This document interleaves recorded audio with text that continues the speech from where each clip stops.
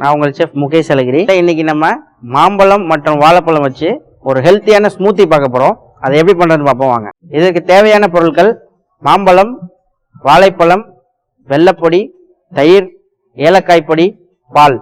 So இதுக்கு 1 cup அளவுக்கு தயிர் எடுத்திருக்கேன். பார்த்தீங்கன்னா வெள்ளத்தை நல்லா பொடி பண்ணி வச்சுருக்கேன். நீங்கள் இந்த வெள்ளத்துக்கு பதிலாக நாட்டு சர்க்கரை, பனை வெல்லம் அந்த மாதிரி கூட நீங்கள் சேர்த்துக்கலாம். ரொம்பவே ஒரு ஹெல்த்தி தான் அது. இப்போ முதல்ல இதுக்கு வாழைப்பழத்தை பீல் பண்ணி கட் பண்ணிக்குவோம். பாருங்கள், நாங்கள் இந்த நைஃப் அதிகமாக பயன்படுத்தி கட் பண்ணி பழகிட்டனால நான் இந்த மாதிரி பண்ணுறோம். நீங்கள் எப்படி வேணால் நீங்கள் பண்ணிக்கோங்க. ஸோ இந்த மாதிரி கட் பண்ணிக்கிறேன். நான் க்ளவுஸ் போட்டிருக்கேன், எனக்கு எக்ஸ்பீரியன்ஸ் இருக்குது, அதனால நான் இப்படி பண்ணுறேன். நீங்கள் சும்மா வாழைப்பழத்தை இப்படி கையில் பீல் பண்ணி மேஷ் பண்ணால் கூட ஓகே தான், ஒன்றும் பிரச்சனை இல்லை.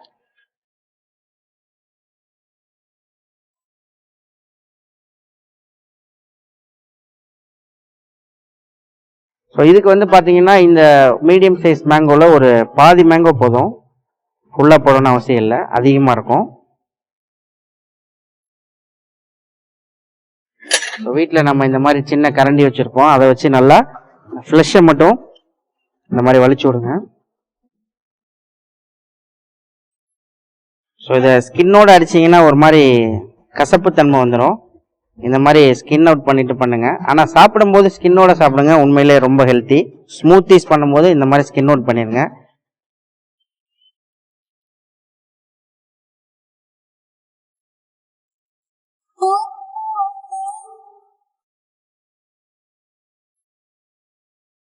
ஸோ நான் பார்த்தீங்கன்னா பங்கனப்பள்ளி மாம்பழம் எடுத்திருக்கேன் இந்த ஸ்மூத்திக்கு.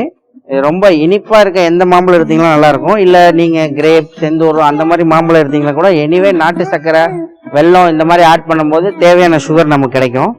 ஸோ இன்னும் கொஞ்சம் போட்டுக்கலாம், அந்த வாழைப்பழத்துக்கு ஈக்குவலாக இருக்கும்.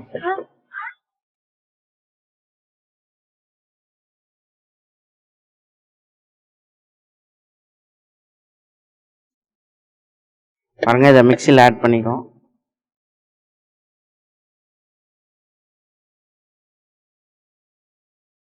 ஸோ இந்த 2 வாழைப்பழம், மீடியம் சைஸ் மேங்கோ பாதி எடுத்திருக்கேன். இதுக்கு கரெக்டாக 1 கப் தயிர் போடுங்க, கரெக்டாக இருக்கும். இதே மாதிரி 1 கப் அளவுக்கு காய்ச்சி ஆற வச்ச பால்.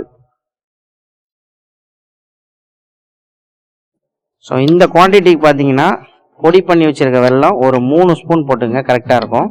நாட்டு சர்க்கரைனா கொஞ்சம் ஸ்வீட் கம்மியாக இருக்கும், இன்னும் ஒரு 2 ஸ்பூன் அதிகமாக போட்டுக்கோங்க. பனை வெல்லம் இதே அளவுக்கு போட்டிங்கன்னா போதும், கரெக்டாக இருக்கும். ஒரு 1/2 ஸ்பூன் வந்து ஏலக்காய் பொடி, நல்ல வாசனையாக இருக்கும், அதுக்காக போட்டுக்கிறோம். ஐஸ் க்யூப்ஸ் போட்டிங்கன்னா நல்லா சில்லுன்னு இருக்கும். இல்லை ஐஸ் வேணாங்கிறவங்க அவாய்ட் பண்ணிக்கங்க, ஒன்றும் பிரச்சனை இல்லை. ஓகே, இப்போ நம்ம ஃபைனாக பிளெண்ட் பண்ணி ஸ்மூத்தி ரெடி பண்ணிடுவோம். இதில் 1 கப் அளவுக்கு மில்க் போட்டிருக்கோம், 1 கப் தயிர் போட்டிருக்கோம். அதனால இதுக்கு தண்ணி சேர்க்கணும்னு அவசியம் இல்லை. ஸ்மூத்தி பொதுவாகவே திக்காக இருந்தால் தான் நம்ம சாப்பிடும்போது, ஒரு லெஸ்ஸியோட கண்டிஷனில் இருந்தால் தான் சாப்பிடும்போது சூப்பரான டேஸ்ட்டாக இருக்கும். ஸோ இதுக்கு தண்ணி சேர்க்கணும்னு அவசியம் இல்லை, பால் தயிர் சேர்த்துக்கிறதுனால. வாங்க நல்லா ஃபைனாக பிளெண்ட் பண்ணிக்குவோம்.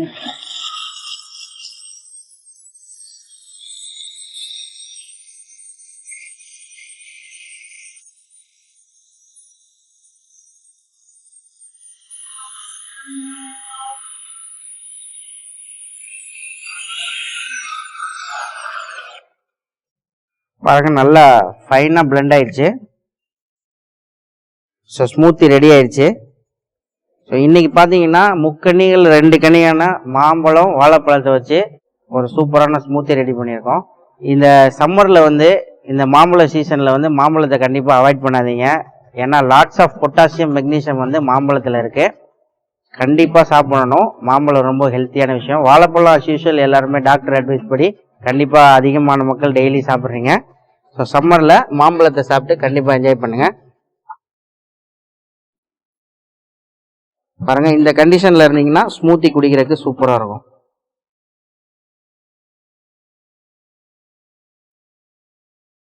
இன்னைக்கு நம்ம மாம்பழம், வாழைப்பழத்தை வச்சு ரொம்பவே ஹெல்த்தியான ஒரு சூப்பரான ஸ்மூத்தி பார்த்துருக்கோம். மீண்டும் நாளைக்கு இன்னும் ஒரு அட்டகாசமான டிஷ்ஷோட சந்திக்கிறேன். நன்றி, வணக்கம்.